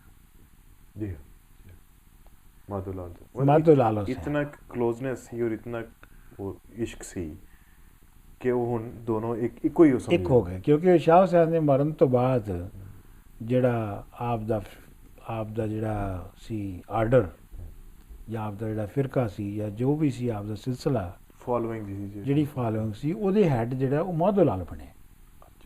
ਔਰ ਮਾਧੋ ਲਾਲ ਜਦੋਂ ਦੀ ਡੈਥ ਹੋਈ ਤੇ ਉਹ ਸ਼ਾਹ ਹੁਸੈਨ ਦੇ ਨਾਲ ਉਹਨਾਂ ਨੂੰ ਦਫਨ ਕੀਤਾ ਗਿਆ। ਔਰ ਕਿਹਾ ਜਾਂਦਾ ਹੈ ਕਿ ਸ਼ਾਹ ਹੁਸੈਨ ਦੀ ਜਿਹੜੀ ਫਾਲੋਇੰਗ ਸੀ ਉਹ ਉਸ ਵੇਲੇ ਦੀ ਆਬਾਦੀ ਦੇ ਮੁਤਾਬਕ 20 ਲੱਖਾਂ ਵਿੱਚ ਸੀਗੀ। ਠੀਕ ਹੈ। ਔਰ ਮਤਲਬ ਲੇਕਿਨ ਇੱਥੇ ਮੈਂ ਇਹ ਜ਼ਰੂਰ ਕਹਿਣਾ ਚਾਹੁੰਦਾ ਹਾਂ ਕਿ ਸ਼ਾਹ ਹੁਸੈਨ ਵਰਗੀ ਸ਼ਖਸੀਅਤ ਜਿਹੜੀ ਹੈ ਔਰ ਜਿਸ ਤਰ੍ਹਾਂ ਦਾ ਉਹਨਾਂ ਦਾ ਸੁਭਾਅ ਹੈ ਔਰ ਜਿਸ ਤਰ੍ਹਾਂ ਦੀ ਉਹਨਾਂ ਦੀ ਆਈਡੀਓਲੋਜੀ ਸੀ, ਇਹ ਇੱਕ ਮਲਟੀ ਰਿਲੀਜੀਅਸ ਸੁਸਾਇਟੀ ਵਿੱਚ ਤੇ ਹੋ ਸਕਦਾ ਹੈ। ਲੇਕਿਨ ਜਿਸ ਤਰ੍ਹਾਂ ਦੀ ਸੁਸਾਇਟੀ ਹੁਣ ਹੈ ਉਹ 'ਚ ਪੋਸੀਬਲ ਨਹੀਂ ਹੈਗਾ। ਅੱਛਾ, ਮੇਰੇ ਜ਼ਿਹਨ 'ਚ ਇੱਕ ਇਹ ਵੀ ਸਵਾਲ ਆ ਰਿਹਾ ਹੈ ਕਿ ਇੱਕ ਹਿੰਦੂ ਮੁੰਡੇ ਦੇ ਨਾਲ ਇਸ਼ਕ ਹੋਣਾ, ਪਿਆਰ ਹੋਣਾ, ਉਹਦੇ ਨਾਲ ਰਹਿਣਾ, ਉਹਨੂੰ ਨਾਲ ਰੱਖਣਾ, ਉਹਨੂੰ ਔਰ ਆਪ ਦਾ ਉਸ ਵਕਤ ਦਰਜਾ ਇੱਕ ਪੀਰ ਦਾ ਵੀ ਹੋਣਾ, ਇੱਕ ਆਲਮ ਦਾ ਵੀ ਹੋਣਾ, ਆਪ ਨੇ ਕਦੀ ਕੋਸ਼ਿਸ਼ ਨਹੀਂ ਕੀਤੀ ਉਹਨੂੰ ਕਨਵਰਟ ਕਰਨ ਦੀ, ਉਹਨੂੰ ਮੁਸਲਮਾਨ ਕਰਨ ਦੀ। ਠੀਕ ਹੈ। ਔਰ ਆਖਿਰ ਤੱਕ ਨਹੀਂ ਕੀਤੀ ਨਾ, ਇਹ ਵੀ ਨਹੀਂ ਕਿ ਸ਼ੁਰੂ ਤੋਂ ਨਹੀਂ ਕੀਤੀ, ਬਾਅਦ ਵਿੱਚ ਵੀ ਨਹੀਂ ਕੀਤੀ। ਔਰ ਫਿਰ ਉਹ ਉਸ ਆਰਡਰ ਦਾ ਇੱਕ ਹੈੱਡ ਹੋ ਗਿਆ ਫੌਰੀ ਤੌਰ 'ਤੇ, ਕਿਉਂਕਿ ਉਹ ਇਤਨੇ ਕਲੋਜ਼ ਸੀ ਔਰ ਇਤਨਾ ਉਹ ਸੀ। ਇਟ ਮੀਨਸ ਕਿ ਉਹ ਇੱਕ ਆਰਗੇਨਾਈਜ਼ਡ ਕਿਸੇ ਵੀ ਕਿਸਮ ਦੇ ਰਿਲੀਜਨ, ਚਾਹੇ ਉਹ ਮੁਸਲਿਮ ਹੋਏ ਜਾਂ ਕੋਈ ਹੋਰ ਆਰਡਰ ਹੋਏ, ਉਹਦੇ ਦੇ ਖਿਲਾਫ ਸਨ। ਜ਼ਾਹਰ ਗੱਲ ਹੈ ਕਿ ਮਤਲਬ ਉਹਨਾਂ ਲਈ ਉਹ ਆਰਗੇਨਾਈਜ਼ਡ ਰਿਲੀਜਨ ਜਿਹੜਾ ਹੈ ਸ਼ਾਹ ਹੁਸੈਨ ਲਈ ਤਾਂ ਉਹ ਮੈਟਰ ਹੀ ਨਹੀਂ ਸੀ ਕਰਦਾ। ਸੋ ਇਸ ਵਾਸਤੇ ਉਹਨਾਂ ਲਈ ਉਹਦਾ ਹਿੰਦੂ ਹੋਣਾ ਜਾਂ ਉਹਦਾ ਨਾ ਹਿੰਦੂ ਹੋਣਾ ਮੈਟਰ ਨਹੀਂ ਸੀ ਕਰਦਾ। ਮਤਲਬ ਉਹ ਤਾਂ ਇੱਕ ਸਿਲਸਿਲਾ ਹੀ ਡਿਫਰੈਂਟ ਹੈ ਨਾ, ਇੱਕ ਗੱਲ ਹੀ ਡਿਫਰੈਂਟ ਹੈਗੀ ਹੈ। ਉਹ ਇੱਕ ਆਪਣਾ ਤਰ੍ਹਾਂ ਦਾ ਫਿਰਕਾ ਬਣਿਆ ਜਿਹਨੂੰ ਆਮ ਤੌਰ 'ਤੇ ਮੁਲਾਮਤੀਆ ਫਿਰਕਾ ਕਿਹਾ ਜਾਂਦਾ ਹੈ। ਹਾਂ, ਇਹ ਮੈਂ ਧਿਆਨ 'ਚ। ਅੱਛਾ, ਠੀਕ ਹੈ। ਅਤੇ ਮੁਲਾਮਤੀਆ ਫਿਰਕੇ ਦਾ ਮਤਲਬ ਇਹ ਹੈ ਕਿ ਉਹਨਾਂ ਲੋਕਾਂ ਦਾ ਫਿਰਕਾ ਜਿਹੜੇ ਆਪਣੇ ਆਪ ਨੂੰ ਇਹ ਵੀ ਵੈਸੇ ਇਹ ਵੀ ਬੜੀ ਦਿਲਚਸਪ ਗੱਲ ਹੈ ਕਿ ਉਹਨਾਂ ਨੂੰ ਮੁਲਾਮਤੀਆ ਕਿਉਂ ਕਿਹਾ ਗਿਆ। ਮੈਂ ਧਿਆਨ ਆਉਣਾ ਚਾਹ ਰਿਹਾ ਸਾਂ। ਠੀਕ ਹੈ। ਮੁਲਾਮਤੀਆ ਫਿਰਕੇ ਦਾ ਮਤਲਬ ਇਹ ਹੈ ਕਿ ਉਹ ਇਸ ਤਰ੍ਹਾਂ ਦਾ mode of life, style of life ਇਖਤਿਆਰ ਕਰਦੇ ਨੇ ਕਿ ਲੋਕ ਉਹਨਾਂ 'ਤੇ ਮੁਲਾਮਤ ਕਰਨ, ਲੋਕ ਉਹਨਾਂ ਨੂੰ ਪੀਰ ਨਾ ਸਮਝਣ ਬਲਕਿ ਮੁਲਾਮਤ ਕਰਨ। ਮੇਰਾ ਆਪਣਾ ਖਿਆਲ ਹੈ ਕਿ ਜਿਹੜਾ ਮੁਲਾਮਤੀਆ ਦਾ ਨਾਂ ਦਿੱਤਾ ਗਿਆ ਇਹ ਵੀ ਅਸਲ ਦੇ ਵਿੱਚ ਉਹਨਾਂ ਦੀ ਜਿਹੜੀ ਫਿਲਾਸਫੀ ਹੈ ਸ਼ਾਹ ਹੁਸੈਨ ਦੀ ਉਹਨੂੰ ਅਪਰੋਪਰੀਏਟ ਕਰਨ ਲਈ ਦਿੱਤਾ ਗਿਆ ਹੈ। ਅੱਛਾ ਲੇਕਿਨ ਖੈਰ ਮਤਲਬ ਅਸੀਂ ਇੰਨੀ ਇੰਟਰੀਕੇਟ ਡਿਸਕਸ਼ਨ 'ਚ ਨਹੀਂ ਜਾਂਦੇ। ਲੇਕਿਨ ਇਹ ਹੈ ਕਿ ਸ਼ਾਹ ਹੁਸੈਨ ਦੇ ਬਾਰੇ 'ਚ ਅਸੀਂ ਇਹ ਕਹਿ ਸਕਦੇ ਹਾਂ ਕਿ ਉਹ ਉਸ ਤੋਂ ਬਾਅਦ ਯਾਨੀ ਇਹ ਸਾਰੇ ਜੋ ਅਸੀਂ ਗੱਲ ਕੀਤੀ ਹੈ, ਇਸ ਤੋਂ ਬਾਅਦ ਉਹ ਜਿਹੜੇ ਨੇ ਉਹ ਇੱਕ ਰਿਬੈਲੀਅਨ ਨਾਬਰ ਬਾਗੀ ਦਾਨਸ਼ਵਰ ਦੇ ਤੌਰ ਦੇ ਉੱਤੇ ਲਾਹੌਰ ਜਾਣੇ ਗਏ ਜਾਂ ਉਸ ਇਲਾਕੇ ਵਿੱਚ ਜਾਣੇ ਗਏ। ਠੀਕ। ਔਰ ਲੋਕੀ ਇਹ ਵੀ ਇੱਕ ਆਮ ਮਾਈਥੋਲੋਜੀ ਹੈ, ਬਾਸ ਤੇ ਹਿਸਟਰੀ ਦੀ ਬੁਨਿਆਦ 'ਤੇ ਕਹਿੰਦੇ ਨੇ। ਉਹ ਹਿਸਟਰੀ ਜਿਹੜੀ ਹੈਗੀ ਹੈ ਉਹ ਜਿਹੜਾ ਸ਼ਹਿਜ਼ਾਦਾ ਸਲੀਮ ਸੀ, ਜਿਹੜਾ ਬਾਅਦ ਦੇ ਵਿੱਚ ਆਲਮਗੀਰ ਦੇ ਨਾਂ 'ਤੇ ਬਾਦਸ਼ਾਹ ਬਣਿਆ ਅਕਬਰ ਦੇ ਮਰਨ ਤੋਂ ਬਾਅਦ। ਠੀਕ ਹੈ। ਉਹਨੇ ਆਪਣੇ ਇੱਕ ਦਰਬਾਰੀ ਦਾਨਸ਼ਵਰ ਨੂੰ, ਅਮੀਰ ਬਹਾਰ ਨੂੰ ਇਹ ਹੁਕਮ ਦਿੱਤਾ ਕਿ ਤੂੰ ਇਹ ਬੰਦਾ ਜੋ ਵੀ ਕਵੇ ਉਹਨੂੰ ਲਿਖੀ ਜਾ, ਉਹ ਤੂੰ ਲਿਖੀ ਜਾ। ਠੀਕ ਹੈ। ਉਹ ਜਿਹੜੀ ਹੈ ਉਹ ਜਿਹੜੀ ਪੂਰੀ ਕਲੈਕਸ਼ਨ ਹੈ ਜੋ ਅਮੀਰ ਬਹਾਰ ਨੇ ਲਿਖਿਆ, ਉਹ ਬਿਹਾਰੀਆ ਦੇ ਨਾਂ ਦੇ ਉੱਤੇ ਛਪੀ ਵੀ। ਅੱਛਾ, ਮੈਂ ਇੱਕ ਤੁਹਾਨੂੰ ਇੱਥੇ ਰੋਕਣਾ ਚਾਹ ਰਿਹਾ। ਇਹਦੀ ਦੋ ਰੀਜ਼ਨਸ ਹੋ ਸਕਦੀਆਂ ਨੇ ਕਿ ਜੀ ਉਹਨੇ ਆਰਡਰ ਕੀਤਾ ਕਿ ਬਈ ਤੂੰ ਐ ਜੋ ਕਹਿ ਰਿਹਾ ਲਿਖੀ ਜਾ। ਇੱਕ ਇਹ ਹੁੰਦਾ ਸਪਾਈਂਗ, ਕਿ ਬਈ ਜੋ ਕਹਿ ਰਿਹਾ ਨਾ ਪਤਾ ਹੋਵੇ ਸਾਨੂੰ ਕਿ ਕੀ ਕਹਿ ਰਿਹਾ ਤਾਂ ਕਿ ਉਹਨੂੰ ਕਾਊਂਟਰ ਕੀਤਾ ਜਾਏ। ਦੂਸਰਾ ਹੋ ਸਕਦਾ ਕਿ ਇਤਨੀ ਅਕੀਦਤ ਹੋਵੇ ਕਿ ਜੀ ਹੁਣ ਮੈਂ ਤਾਂ ਚੂੰਕਿ ਪ੍ਰਿੰਸ ਹਾਂ ਜਾਂ ਮੈਂ ਬਾਦਸ਼ਾਹ ਹਾਂ, ਉਹ ਮੈਂ ਉੱਥੇ ਨਹੀਂ ਜਾ ਸਕਦਾ, ਅਤੇ ਇਹ ਕਿ ਮੈਨੂੰ ਪਤਾ ਹੋਵੇ ਕਿ ਪੀਰ ਸਾਹਿਬ ਕੀ ਕਹਿ ਰਹੇ ਨੇ ਤਾਂ ਕਿ ਉਹਨੂੰ ਫੋਲੋ ਕੀਤਾ ਜਾਏ। ਇਹਦੇ ਵਿੱਚ ਦੋਨੋਂ ਤਰ੍ਹਾਂ ਦੀਆਂ ਦੋਨੋਂ ਤਰ੍ਹਾਂ ਦੀਆਂ ਗੱਲਾਂ ਕਹੀਆਂ ਗਈਆਂ ਨੇ ਕਿ ਇੱਕ ਤਾਂ ਇਹ ਹੈ ਕਿ ਸ਼ਾਹ ਹੁਸੈਨ ਦੀ ਮਾਨਤਾ ਬਹੁਤ ਸੀ ਅਕਬਰ ਦੀ ਫੈਮਿਲੀ 'ਚ, ਇਹ ਵੀ ਕਿਹਾ ਜਾਂਦਾ ਹੈ। ਠੀਕ ਹੈ। ਲੇਕਿਨ ਇਹ ਹੈ ਕਿ ਨਾਲ ਇਹ ਵੀ ਕਿਹਾ ਜਾਂਦਾ ਹੈ ਕਿ ਕਿਉਂਕਿ ਸ਼ਾਹ ਹੁਸੈਨ ਦੀ ਮਾਨਤਾ ਲੋਕਾਂ 'ਚ ਇੰਨੀ ਜ਼ਿਆਦਾ ਸੀਗੀ ਕਿ ਜਿਹੜੀ ਮੁਗਲ ਸਲਤਨਤ ਹੈ, ਅਕਬਰ ਬਾਦਸ਼ਾਹ ਦਾ ਦਰਬਾਰ ਜਿਹੜਾ ਹੈ, ਉਹਨੂੰ ਇਹ ਵੀ ਸੋਚਣਾ ਪੈਂਦਾ ਸੀ ਕਿ ਜਿਸ ਬੰਦੇ ਦੀ ਇੰਨੀ ਮਾਨਤਾ ਹੈ, ਅਗਰ ਇਹ ਬਗਾਵਤ 'ਤੇ ਆਏ ਤਾਂ ਕੀ ਕਰ ਸਕਦਾ ਹੈ। ਲਿਹਾਜ਼ਾ ਇਹਦੀਆਂ ਜਿਹੜੀਆਂ ਮੂਵਮੈਂਟਸ ਨੇ ਉਹਨਾਂ ਨੂੰ ਮੋਨੀਟਰ ਕਰਨਾ ਬਹੁਤ ਜ਼ਰੂਰੀ ਹੈ। ਠੀਕ ਹੈ।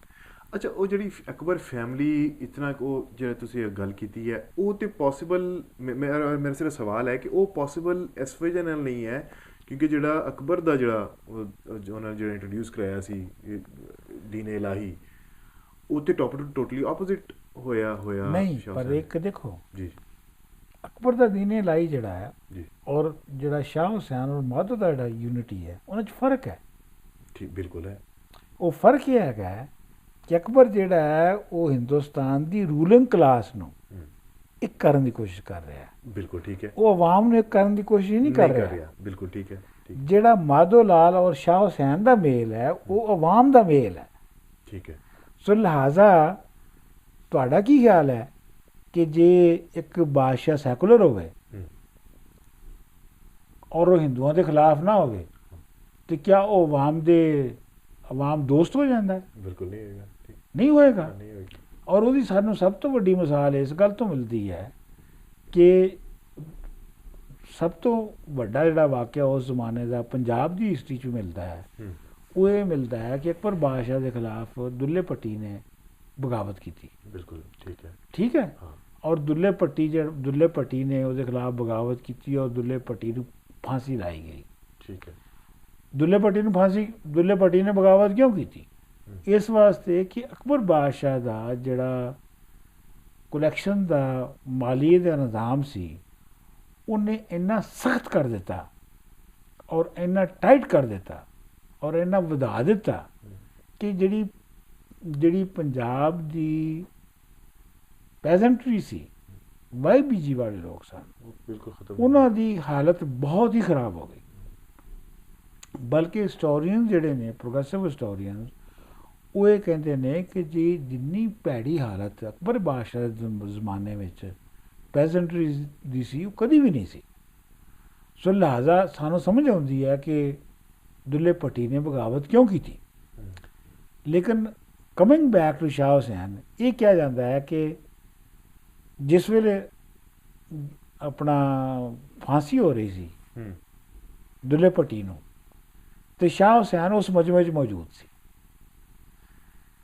ਇਸ ਤੋਂ ਕਈਆਂ ਲੋਕਾਂ ਨੇ ਇਹ ਵੀ ਐਕਸਟ੍ਰੈਪੂਲੇਟ ਕਰਨ ਦੀ ਕੋਸ਼ਿਸ਼ ਕੀਤੀ ਹੈ ਕਿ ਦੁੱਲਾ ਭੱਟੀ ਜਿਹੜਾ ਸੀ ਉਹ ਸ਼ਾਹ ਹੁਸੈਨ ਦਾ ਮੁਰੀਦ ਸੀ। ਜਾਂ ਹੈ ਕਿ ਸ਼ਾਹ ਹੁਸੈਨ ਉਸ ਪੂਰੇ ਉਸ ਐਕਟ ਨੂੰ ਸਪੋਰਟ ਕਰਦਾ ਸੀ। ਐਕਟ ਨੂੰ ਸਪੋਰਟ ਕਰਦਾ ਸੀ। ਮੈਂ ਸਮਝਦਾ ਕਿ ਇਹਨਾਂ ਦੇ ਵਿੱਚ ਕਿਉਂਕਿ ਹਿਸਟੋਰੀਕਲ ਐਵੀਡੈਂਸ ਤੇ ਨਹੀਂ ਮਿਲ ਸਕਦੀ, ਮਿਲਣੀ ਮੁਸ਼ਕਿਲ ਹੈਗੀ ਹੈ। ਅਸੀਂ ਇਹ ਕਹਿ ਸਕਦੇ ਹਾਂ ਕਿ ਲੋਕਾਂ ਦੇ ਲੋਕਾਈ ਦੇ ਜ਼ਿਹਨ 'ਚ, ਆਵਾਮ ਦੇ ਜ਼ਿਹਨ 'ਚ ਜੋ ਦੁੱਲਾ ਭੱਟੀ ਬਗਾਵਤ ਕਰਕੇ ਪੈਜ਼ੈਂਟਰੀ ਦੇ ਵਿੱਚ ਜੋ ਕਰ ਰਿਹਾ ਹੈ, ਉਹ ਸ਼ਾਹ ਹੁਸੈਨ ਬਤੌਰ ਸ਼ਾਇਰ ਦੇ ਕਰ ਰਿਹਾ, ਆਈਡੀਆਲੋਜੀ ਦੇ ਵਿੱਚ ਕਰ ਰਿਹਾ। ਠੀਕ ਹੈ। ਸੋ ਲੋਕਾਂ ਦੇ ਜ਼ਿਹਨ ਦੇ ਵਿੱਚ ਦੋਵਾਂ ਦਾ ਇੱਕ ਤਾਲੁਕ ਹੈਗਾ। ਅੱਛਾ, ਠੀਕ ਹੈ। ਅੱਛਾ, ਸ਼ਾਹ ਹੁਸੈਨ ਦਾ ਫਰੈਂਕਲੀ ਮਸਲਾ ਇਹ ਹੈ ਕਿ ਉਹ ਇਤਨਾ ਕੁ ਵੱਡਾ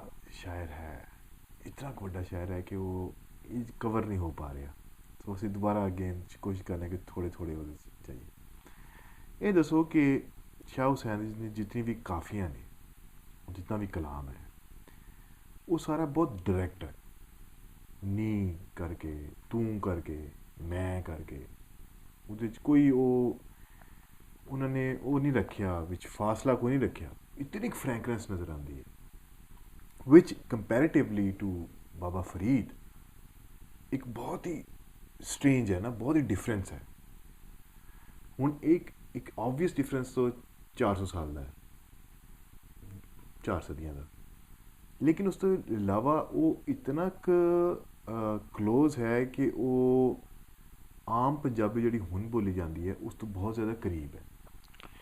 ਦੇਖੋ, ਇਹਦੇ ਵਿੱਚ ਇਸ਼ੂ ਇਹ ਹੈਗਾ ਕਿ ਇੱਕ ਤੇ ਬਾਬਾ ਫਰੀਦ ਦਾ ਜ਼ਮਾਨਾ ਹੋ ਰਿਹਾ, ਮਤਲਬ ਇਹ ਹੈ ਕਿ ਬਾਬਾ ਫਰੀਦ 13ਵੀਂ ਸਦੀ ਦੇ ਸ਼ਾਇਰ ਨੇ। 13ਵੀਂ ਸਦੀ ਦਾ ਹਿੰਦੁਸਤਾਨ ਜਾਂ ਪੰਜਾਬ ਮੁਖਤਲਿਫ ਥਾਂ ਹੈ, ਔਰ ਜਿਵੇਂ ਮੈਂ ਪਹਿਲੇ ਕਿਹਾ ਸੀ ਕਿ ਉਹ 'ਚ ਗੁਲਾਮੀ ਵੀ ਚੱਲ ਰਹੀ ਹੈ, ਬਾਕੀ ਸਾਰਾ ਕੁਝ ਚੱਲ ਰਿਹਾ। ਇੱਕ ਗੱਲ। ਦੂਜੀ, ਬਾਬਾ ਫਰੀਦ ਦਾ ਜਿਹੜਾ ਲੋਕੈਲ ਹੈ, ਪਾਕਪਤਨ 'ਚ ਰਹਿ ਰਹੇ ਨੇ, ਡੇਲੇ ਖਾ ਰਹੇ ਨੇ, ਕਰੀਆਂ ਦੇ ਡੇਲੇ ਉਬਾਲ ਕੇ ਖਾਂਦੇ ਨੇ, ਅਤੇ ਉਹ ਪੂਰਾ ਲੋਕੈਲ ਜਿਹੜਾ ਉਹ ਨੇਚਰ ਦਾ ਹੈ। ਸੋ ਇਸ ਵਾਸਤੇ ਨੇਚਰ ਔਰ ਜਿਹੜੀਆਂ ਪ੍ਰਾਇਮਰੀ ਚੀਜ਼ਾਂ ਸੁਸਾਇਟੀ 'ਚ ਨੇ ਉਹਨਾਂ ਉੱਤੇ ਕਰਦੇ ਆ। ਸ਼ਾਹ ਹੁਸੈਨ ਜਿਹੜਾ ਹੈ ਉਹ ਲਾਹੌਰ ਦਾ ਸ਼ਾਇਰ ਹੈ। Shah Hussain is a total urban poet. ਅੱਛਾ, ਠੀਕ ਹੈ। ਇਸ ਵਾਸਤੇ ਸ਼ਾਹ ਹੁਸੈਨ ਦੀ ਜਿਹੜੀ ਸਾਰੀ ਸਿੰਬਲਿਜ਼ਮ ਹੈ ਔਰ ਉਹਦੀ ਜਿਹੜੀ ਪੇਚੋ ਖੰਮ ਹੈ, ਜਿਹਨੂੰ ਅਸੀਂ ਕਹਿੰਦੇ ਹਾਂ, ਉਹ ਜਿਹੜੇ ਵਲਾਵੇਂ ਨੇ ਉਹਦੇ, ਉਹ ਇੱਕ ਸ਼ਹਿਰੀ ਜ਼ਿੰਦਗੀ ਦੀ ਇੱਕ ਪੇਚਦਾਰ ਜਿਹੜੀ ਲਿਵਿੰਗ ਹੈ ਉਹਨੂੰ ਐਕਸਪ੍ਰੈਸ ਕਰਦੇ ਨੇ। ਇਸ ਵਾਸਤੇ ਬਾਬਾ ਫਰੀਦ ਦਾ ਇੱਕ ਆਪਣਾ ਅੰਦਾਜ਼ ਹੈ, ਔਰ ਉਹ ਅੰਦਾਜ਼ ਦੋਹੇ ਦਾ ਹੈ, ਔਰ ਦੋਹੇ ਦੇ ਵਿੱਚ ਤੁਹਾਨੂੰ ਪਤਾ ਹੈ ਕਿ 2 ਲਾਈਨਾਂ 'ਚ ਆਮ ਤੌਰ 'ਤੇ ਬਾਅਦ ਵੇਲੇ 2 ਤੋਂ ਵੱਧ ਵੀ ਲਾਈਨਾਂ ਹੁੰਦੀਆਂ ਨੇ। ਠੀਕ ਹੈ। ਉਹ ਇੱਕ ਬਹਿਰ ਦੇ ਵਿੱਚ, ਇੱਕ ਡਿਕਸ਼ਨ ਦੇ ਵਿੱਚ ਆਉਂਦਾ ਹੈ। ਲੇਕਿਨ ਇਹ ਹੈ ਕਿ ਜਿਹੜੀ ਕਾਫੀ ਹੁੰਦੀ ਹੈ, ਕਾਫੀ ਇੱਕ ਡਿਫਰੈਂਟ ਫਾਰਮ ਹੈ। ਕਾਫੀ ਦੇ ਵਿੱਚ ਜਿਹੜਾ ਅੰਤਰਾ ਹੈ ਉਹ ਵੱਖ ਹੁੰਦਾ ਹੈ। ਨਹੀਂ ਸਹੀ ਅਸੀਂ ਨੈਣਾ ਦੇ ਆਖੇ ਲੱਗੇ, ਇਹ ਮਿਸਾਲ ਦੇ ਤੌਰ 'ਤੇ ਇਹ ਆ ਗਿਆ ਅੰਤਰਾ। ਹੁਣ ਅਸਥਾਈਆਂ ਜਿਹੜੀਆਂ ਨੇ ਉਹ ਅੱਗੇ ਆਉਣਗੀਆਂ, ਕਾਲੇ ਪੱਟ 3 ਜਾਂ 4 ਆਉਣ ਜਾਂ 5। ਕਾਲੇ ਪੱਟ ਨਾ ਚੜ੍ਹੇ ਸਫੈਦੀ, ਕਾਗ ਨਾ ਥੀਂਦੇ ਬੱਗੇ, ਨਹੀਂ ਸਹੀ ਅਸੀਂ ਨੈਣਾ ਦੇ ਆਖੇ ਲੱਗੇ। ਠੀਕ, ਮਤਲਬ ਇਹ ਹੈ ਕਿ ਕਾਫੀ ਜਿਹੜੀ ਹੈ ਉਹ ਬਾਕਾਇਦਾ, ਜਿਹਨੂੰ ਕਾਫੀ ਫਾਰਮ ਕਿਹਾ ਜਾਂਦਾ ਹੈ, ਉਹ ਸ਼ਾਹ ਹੁਸੈਨ ਦੇ ਨਾਲ ਸ਼ੁਰੂ ਹੁੰਦੀ ਹੈ। ਔਰ ਉਹਦੇ ਕਹਿਣਾ ਤੁਸੀਂ ਕਹਿ ਸਕਦੇ ਹੋ ਕਿ ਉਹਦੇ ਪਹਿਲੇ ਸ਼ਾਇਰ, ਕਾਫੀ ਦੇ ਸ਼ਾਇਰ ਜਿਹੜੇ ਨੇ ਸ਼ਾਹ ਹੁਸੈਨ ਨੇ। ਲੇਕਿਨ ਇਹ ਹੈ ਕਿ ਕਾਫੀ ਦੇ ਅੰਦਰ ਜਿਹੜੀ ਸਭ ਤੋਂ ਜ਼ਿਆਦਾ ਜਿਹੜੀ ਰਮਜ਼ ਜਾਂ ਸੈਨਤ ਇਸਤੇਮਾਲ ਹੋਈ ਹੈ, ਇਹ ਵੀ ਇੱਕ ਦਿਲਚਸਪ ਗੱਲ ਹੈ ਕਿ ਹੀਰ ਰਾਂਝੇ ਦੀ ਜਿਹੜੀ ਰਮਜ਼ ਹੈ ਜੀ ਜੀ। ਉਹ ਪਹਿਲੀ ਵਾਰੀ ਕਲਾਸੀਕਲ ਪੰਜਾਬੀ ਪੋਇਟਰੀ ਦੇ ਵਿੱਚ ਸ਼ਾਹ ਹੁਸੈਨ 'ਚ ਆਉਂਦੀ ਹੈ। ਅੱਛਾ, ਇਹਦਾ ਮਤਲਬ ਇਹ ਹੋਇਆ ਕਿ ਜਦੋਂ ਦਮੋਦਰ ਹੀਰ ਲਿਖ ਰਿਹਾ ਸੀ, ਜਿਹਨੂੰ ਕਿ ਹੀਰ ਦਮੋਦਰ ਕਿਹਾ ਜਾਂਦਾ ਹੈ, ਉਹ ਉਸੇ ਟਾਈਮ ਸੀ ਜਾਂ ਅਗਰ ਉਸ ਟਾਈਮ ਨਹੀਂ ਸੀ ਤਾਂ ਉਹ ਇਤਨਾ ਪਪੂਲਰ ਸੀ ਕਿ ਸ਼ਾਹ ਹੁਸੈਨ ਨੇ ਉਸ ਨੂੰ ਇਸਤੇਮਾਲ ਕਰ ਲਿਆ? ਨਹੀਂ, ਦਮੋਦਰ ਦਾਸ ਜਿਹੜਾ ਹੈ ਉਹਦਾ ਪੀਰੀਅਡ ਜਿਹੜਾ ਹੈ ਅਕਬਰ ਬਾਦਸ਼ਾਹ ਦਾ ਹੀ ਬੰਦਾ। ਉਹ ਤਕਰੀਬਨ ਉਹੀ ਪੀਰੀਅਡ ਹੈ, ਉਹੀ ਵਾਰਾ ਹੈ ਜਿਹੜਾ ਸ਼ਾਹ ਹੁਸੈਨ ਦਾ ਹੈ। ਔਰ ਤੁਸੀਂ ਦੇਖਦੇ ਹੋ ਕਿ ਉਹ ਕਿੱਸਾ ਲਿਖ ਰਿਹਾ ਹੈ, ਦਮੋਦਰ ਦਾਸ ਤੇ ਕਿੱਸਾ ਲਿਖ ਰਿਹਾ ਹੈ, ਔਰ ਸ਼ਾਹ ਹੁਸੈਨ ਜਿਹੜਾ ਹੈ ਉਹ ਉਹਨੂੰ ਫਿਲੋਸੋਫੀਕਲ ਰਮਜ਼ ਦੇ ਤੌਰ ਤੇ ਇਸਤੇਮਾਲ ਕਰ ਰਿਹਾ ਹੈ। ਇਹਦਾ ਮਤਲਬ ਇਹ ਹੈ ਕਿ ਇਹਨਾਂ ਪਿਛਲੀਆਂ 2-3 ਸਦੀਆਂ ਦੇ ਵਿੱਚ ਜਿਹੜਾ ਹੀਰ ਰਾਂਝੇ ਦਾ ਕਿੱਸਾ ਸੀ ਉਹ ਇੱਕ ਫੋਕ ਲੈਵਲ ਦੇ ਉੱਤੇ, ਇੱਕ ਅਵਾਮੁਨ ਨਾਸ ਦੇ ਲੈਵਲ ਦੇ ਉੱਤੇ ਇੱਕ ਮਸ਼ਹੂਰ ਕਿੱਸਾ ਬਣ ਚੁੱਕਿਆ ਸੀ। ਕਿਉਂਕਿ ਇਹ ਸਾਨੂੰ ਪਤਾ ਹੈਗਾ ਕਿ ਜਿਹੜਾ ਵੱਡਾ ਪੋਇਟ ਹੈ ਜਿਵੇਂ ਦਮੋਦਰ ਦਾਸ ਹੈ, ਉਹ ਜਾਂ ਸ਼ਾਹ ਹੁਸੈਨ ਜਿਹੜਾ ਕਿ ਉਹਨੂੰ ਰਮਜ਼ ਦੇ ਤੌਰ ਤੇ ਇਸਤੇਮਾਲ ਕਰ ਰਿਹਾ ਹੈ, ਉਹ ਹਮੇਸ਼ਾ ਇਹ ਜਿਹੜੀ ਲੋਕਾਂ ਦੇ ਵਿੱਚ ਮਸ਼ਹੂਰ ਨੋਨ ਜਿਹੜੀ ਫੋਕਲੋਰ ਹੁੰਦੀ ਹੈ ਉਹਦੇ ਉੱਤੋਂ ਲੈਂਦੇ ਨੇ। ਉਹ ਕੋਈ ਨਵੀਂ ਕਹਾਣੀ ਨਹੀਂ ਕ੍ਰੀਏਟ ਕਰਦੇ, ਉਹ ਕੋਈ ਨਵੀਂ ਨਹੀਂ ਕਰਦੇ। ਉਹਨਾਂ ਨੂੰ ਪਤਾ ਹੁੰਦਾ ਹੈ ਕਿ ਇਹ ਲੋਕਾਂ 'ਚ ਨੋਨ ਹੈ। ਸਹੀ, ਠੀਕ ਹੈ। ਤੋ ਸੋ ਮਤਲਬ ਜਦੋਂ ਸ਼ਾਹ ਹੁਸੈਨ ਕਹੇਗਾ ਕਿ ਰਾਂਝਾ ਰਾਂਝਾ ਕਰਦੀ ਨਹੀਂ, ਮੈਂ ਆਪੇ ਰਾਂਝਾ ਹੋਈ, ਆਖੋ ਨਹੀਂ ਮੈਨੂੰ ਹੀਰ ਜਿੱਦੋਂ ਰਾਂਝਾ, ਹੀਰ ਨਾ ਆਖਿਓ ਕੋਈ। ਤੇ ਉਹਨੂੰ ਪਤਾ ਹੈ ਕਿ ਇਹ ਲੋਕਾਂ ਨੂੰ ਪਤਾ ਹੈ ਕਿ ਹੀਰ ਕੌਣ ਹੈ ਤੇ ਰਾਂਝਾ ਕੌਣ ਹੈ। ਇਹ ਦਮੋਦਰ ਦਾਸ ਨੂੰ ਵੀ ਪਤਾ ਹੈ। ਤਾਂ ਕਹਿਣ ਦਾ ਮਤਲਬ ਇਹ ਹੈ ਕਿ ਇਹ ਇੱਕ, ਤੁਸੀਂ ਇਹ ਕਹਿ ਸਕਦੇ ਹੋ ਕਿ ਇਹ ਇੱਕ ਬਾਬਾ ਫਰੀਦ ਤੋਂ ਬਾਅਦ ਜਿਹੜਾ ਸ਼ਾਹ ਹੁਸੈਨ ਦਾ ਪੀਰੀਅਡ ਆ ਰਿਹਾ ਹੈ, ਇਹ ਰੈਨੇਸਾਂਸ ਦਾ ਪੀਰੀਅਡ ਹੈ। ਔਰ ਇਸ ਰੈਨੇਸਾਂਸ ਦੀ ਪੀਰੀਅਡ ਦੇ ਵਿੱਚ ਜੋ ਕੁਛ ਹੋ ਚੁੱਕਿਆ ਹੈ ਪੰਜਾਬ ਦੇ ਵਿੱਚ, ਜੋ ਤਬਦੀਲੀਆਂ ਆ ਚੁੱਕੀਆਂ ਨੇ, ਯਾਨੀ ਮੁਆਸ਼ੀ, ਸਮਾਜੀ, ਪੋਲੀਟੀਕਲ, ਉਹਦੇ ਨਾਲ ਨਾਲ ਜਿਹੜੀ ਫੋਕਲੋਰ ਦੇ ਵਿੱਚ ਤਬਦੀਲੀਆਂ ਆ ਚੁੱਕੀਆਂ ਨੇ, ਫੋਕਲੋਰ ਦੀਆਂ ਆਪਣੀਆਂ ਤਬਦੀਲੀਆਂ ਆ ਚੁੱਕੀਆਂ ਨੇ, ਉਹਨਾਂ ਨੂੰ ਸ਼ਾਹ ਹੁਸੈਨ ਇਨਕਾਰਪੋਰੇਟ ਕਰ ਰਿਹਾ। ਇਸੇ ਲਈ ਉਹ ਵੱਡਾ ਸ਼ਾਇਰ ਹੈ ਕਿ ਉਹਨਾਂ ਸਾਰੀਆਂ ਚੀਜ਼ਾਂ ਨੂੰ ਉਹ ਇਨਕਾਰਪੋਰੇਟ ਕਰ ਲੈਂਦਾ ਹੈ। ਵੱਡਾ ਸ਼ਾਇਰ ਜਿਹੜਾ ਹੈ ਉਹਦਾ ਕਮਾਲ ਹੀ ਇਹ ਹੁੰਦਾ ਹੈ ਕਿ ਉਹ ਜਿਹੜੀ ਫੋਕ ਦੇ ਲੈਵਲ ਦੇ ਉੱਤੇ ਸਾਰਾ ਕੁਝ ਹੋ ਰਿਹਾ ਹੁੰਦਾ ਹੈ, ਉਹਨੂੰ ਉਹਦੀ ਐਸੈਂਸ ਨੂੰ ਉਹ ਕੈਪਚਰ ਕਰ ਲੈਂਦਾ ਹੈ। ਅੱਛਾ, ਇਹਦੇ ਤੋਂ ਮੈਂ ਹੁਣ ਦੂਸਰਾ ਜਿਹੜਾ ਮੇਰੇ ਜ਼ਿਹਨ 'ਚ ਸਵਾਲ ਆ ਰਿਹਾ ਹੈ, ਔਰ ਹੋ ਸਕਦਾ ਹੈ ਕਿ ਮੈਂ ਜੰਪ ਕਰ ਰਿਹਾ ਹਾਂ, ਔਰ ਹੋ ਸਕਦਾ ਤੁਸੀਂ ਮੈਨੂੰ ਉੱਧਰ ਰੋਕ ਲਓ, ਲੇਕਿਨ ਇਹ ਕਿ ਉਸੇ ਜ਼ਮਾਨੇ 'ਚ ਇਹ ਕਿਹਾ ਜਾਂਦਾ ਹੈ ਕਿ ਬਾਬੇ ਹੋਰੀ ਔਰ ਕੁਝ ਹੋਰ ਸ਼ਾਇਰ ਜਿਹੜੇ ਨੇ ਉੱਠ ਕੇ ਗਏ, ਉਹਨਾਂ ਨੇ ਕਿਹਾ ਜੀ ਕਿ ਗੁਰੂ ਗ੍ਰੰਥ ਸਾਹਿਬ ਜਦੋਂ ਕੰਪਾਈਲ ਹੋ ਰਹੀ ਹੈ ਤਾਂ ਉਹ ਜੀ ਸਾਡਾ ਕਲਾਮ ਵੀ ਸ਼ਾਮਿਲ ਕੀਤਾ ਜਾਏ। ਔਰ ਕਿਆ ਉਹ ਕੀਤਾ ਗਿਆ ਜਾਂ ਨਹੀਂ ਕੀਤਾ ਗਿਆ, ਜਾਂ ਇਹ ਜਿਹੜਾ ਐਕਟ ਹੈ ਜਿਹੜਾ ਦੱਸਿਆ ਜਾਂਦਾ ਕਿ ਜੀ ਉਹ ਉੱਥੇ ਗਏ, ਇਹਦੇ ਵਿੱਚ ਕਿਤਨੀ ਸੱਚਾਈ ਹੋ ਸਕਦੀ ਹੈ? ਹਾਂ, ਇਹ ਬੜਾ ਤੁਸੀਂ ਅੱਛਾ ਸਵਾਲ ਕੀਤਾ ਹੈ। ਉਹਨਾਂ ਜ਼ਮਾਨਿਆਂ ਦੇ ਵਿੱਚ, ਸ਼ਾਹ ਹੁਸੈਨ ਦੇ ਜ਼ਮਾਨੇ 'ਚ ਗੁਰੂ ਅਰਜਨ ਦਾਸ ਜਿਹੜੇ ਨੇ ਉਹ ਅੰਮ੍ਰਿਤਸਰ ਦੇ ਵਿੱਚ ਗੁਰੂ ਗ੍ਰੰਥ ਸਾਹਿਬ ਐਡਿਟ ਕਰ ਰਹੇ ਸਨ। ਮਤਲਬ Guru Granth Sahib is an ਐਡੀਟਡ book ਵਿੱਚ, ਉਹਦੇ ਵਿੱਚ ਭਗਤ ਕਬੀਰ ਦਾ ਕਲਾਮ ਵੀ ਹੈ, ਉਹਦੇ ਵਿੱਚ ਬਾਬਾ ਫਰੀਦ ਦਾ ਕਲਾਮ ਵੀ ਹੈ। ਬਲਕਿ ਬਾਬਾ ਫਰੀਦ ਦਾ ਕਲਾਮ ਮੋਸਟਲੀ ਮਿਲਿਆ ਹੀ ਸਾਨੂੰ ਗੁਰੂ ਗ੍ਰੰਥ ਸਾਹਿਬ ਤੋਂ ਹੈ। ਠੀਕ ਹੈ। ਕਿਹਾ ਜਾਂਦਾ ਹੈ ਕਿ ਸ਼ਾਹ ਹੁਸੈਨ ਤੇ ਹੋਰ 3 ਭਗਤ ਪੋਇਟ, ਕਾਨਾ, ਛੱਜੂ ਤੇ ਪੀਲੂ, ਇਹ 4 ਸ਼ਾਇਰ ਜਿਹੜੇ ਸਨ, ਇਹ ਅੰਮ੍ਰਿਤਸਰ ਗਏ ਆਪਣਾ ਕਲਾਮ ਲੈ ਕੇ, ਔਰ ਇਹਨਾਂ ਨੇ ਜਾ ਕੇ ਕਿਹਾ ਕਿ ਜੀ ਗੁਰੂ ਅਰਜਨ ਸਾਹਿਬ ਨੂੰ ਕਿ ਤੁਸੀਂ ਸਾਡਾ ਕਲਾਮ ਸ਼ਾਮਲ ਕਰ ਲਓ ਗੁਰੂ ਗ੍ਰੰਥ ਸਾਹਿਬ 'ਚ। ਅੱਛਾ। ਤੇ ਗੁਰੂ ਸਾਹਿਬ ਨੇ ਇਹਦਾ ਕੋਈ ਪੋਜ਼ੀਟਿਵ ਜਵਾਬ ਨਹੀਂ ਦਿੱਤਾ।